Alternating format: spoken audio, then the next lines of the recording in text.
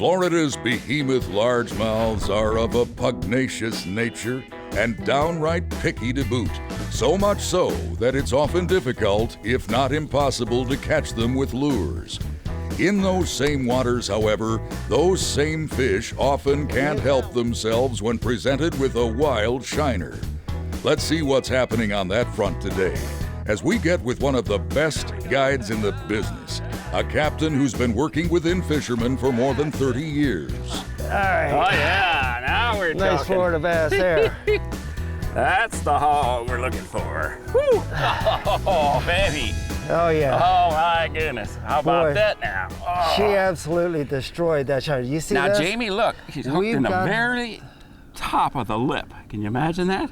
How close we were to having that fish escape. This was about a 9, 10-inch shiner that one hit. And blew it right out of the water. And man, what a fish. This is what you come to Florida in the middle of the winter for, folks. Believe me. This is exciting stuff. It's right out in the middle of nowhere. It's just about covering water, isn't it? That's exactly right. And you know, underneath high pressure, you never know.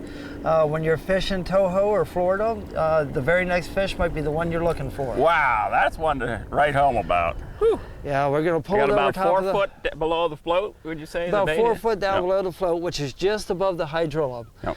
And now we're dragging these baits over top of that hydrilla, and we run across these groups that are staging out here, and that's what they're looking for, is big golden shiners to feed on at this time of year. Good. Yeah, it's a good system, and yeah, these eagle claw hooks are just that kale style, just the deal with that big minnow. That kale style hook, the eagle claw with the little offset bend to it there is absolutely perfect for what we do.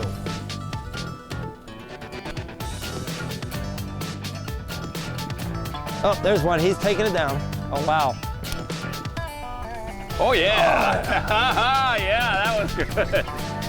That's a big minnow, too. Get the net on this one, Yeah, I think you might want to get the net on this one. There we go. Where are you at? See the float? There she goes. Oh, yeah. Beautiful. Oh, yeah. Nice. Bass. Oh, yeah. There's a big one. Oh, nice. Beauty. Yeah, there's a big bass. Oh, goodness. Way to go, Kevin. Look at this. Remember I told you about these fish carrying these shiners by the body? Yep. That fish had that shiner sideways in her mouth like that, and when I set the hook, I caught her in the cheek. In the cheek. Nice work.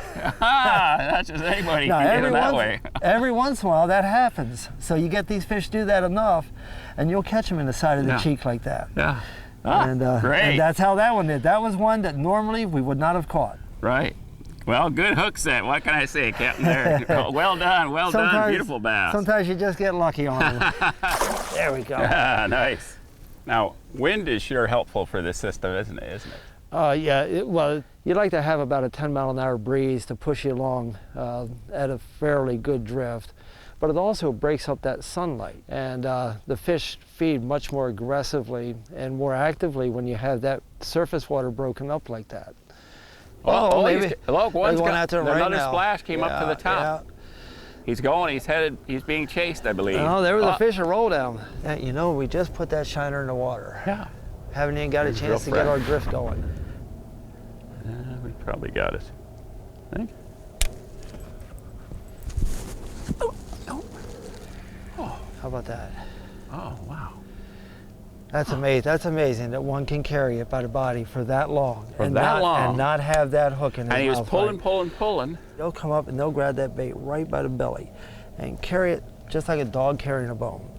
And the high pressure, they do it quite a bit, and it becomes an issue when we have high pressure. The days where we don't have high pressure pre-front, you can't set the hook quick enough. And they're getting it down in their throat. Well, we always hear how finicky these Florida bass are, and you're really giving some good examples Absolutely. of exactly that. Big head. Dang. Big head.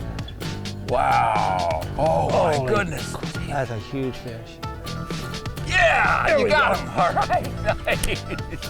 Oh, yeah, that's a good fish. She's pulling the boat. She's pulling the boat. Oh, here, let me get this one out your way. I got her. Coming up again.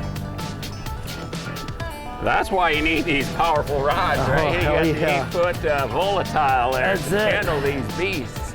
That's a powerful rod. I mean, it's used for muskie. Oh my goodness, look at that one. Oh yeah. Oh, what a beautiful fish. Oh yeah. Oh yeah. Oh yeah. There you This go. fish is quite a bit over 10. Oh my goodness. Look at what you. Oh my goodness. Gee whiz. Look at that baby. Oh my goodness. Wow. That fish is heavy. That is a heavy. Look at her belly. Look at that. This is absolutely a monster. Look at how thick she is. Jeez. That is Florida. I mean, you've been telling me about these fish you get in the Toho, and I was like, I've got to get down here and fish with Captain James Jackson, and he says, this is what we got down here at Toho. Oh my goodness gracious. Wow. That's a beast. All right. What a fish. This segment's brought to you by Eagle Claw.